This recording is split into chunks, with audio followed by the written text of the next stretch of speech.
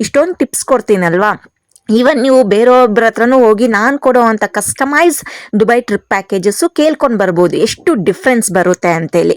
ಆಮೇಲೆ ನನ್ನ ಹತ್ರಕ್ಕೆ ಬರ್ಬೋದು. ನಂದೆಲ್ಲ ಪ್ಯೂರಾಗಿ ಫುಲ್ಲಾಗೆ ಕಸ್ಟಮೈಸ್ ಪ್ಯಾಕೇಜಸ್ ಇರುತ್ತೆ. ಮತ್ತು ಇವ್ರು ಎಷ್ಟು ಎಂಜಾಯ್ ಮಾಡ್ತಿದ್ದಾರೆ ಅಂದರೆ, ನಾನು ಕೊಟ್ಟಿರೋ ಅಂಥ ಐಟಿನರಿಗಿಂತ ಹೆಚ್ಚಿನಾಗಿ ಅವ್ರಿಗೆ ಬೇರೆ ಪ್ಲೇಸಸ್ಸು ಇಷ್ಟ ಆಗಿ ಹೋಗಿದ್ದಾರೆ. ಮತ್ತು ಬೇರೆಯವ್ರ ಜೊತೆ ಹೋಗಿದ್ರೆ ಈ ರೀತಿ ಒಂದು ಬೆನಿಫಿಟ್ಸ್ ಎಲ್ಲ ಸಿಗ್ತಾನೆ ಇರಲಿಲ್ಲ.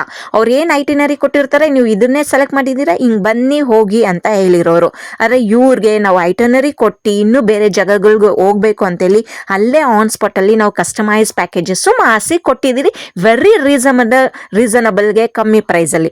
ಸರಿ ಬನ್ನಿ, ಇವಾಗ ನಾವು ಇವ್ರು ತಂದಿರೋ ಅಂಥ 55 ಗ್ರಾಮ್ಸ್ ಬಗ್ಗೆ ಮಾತಾಡೋಣ.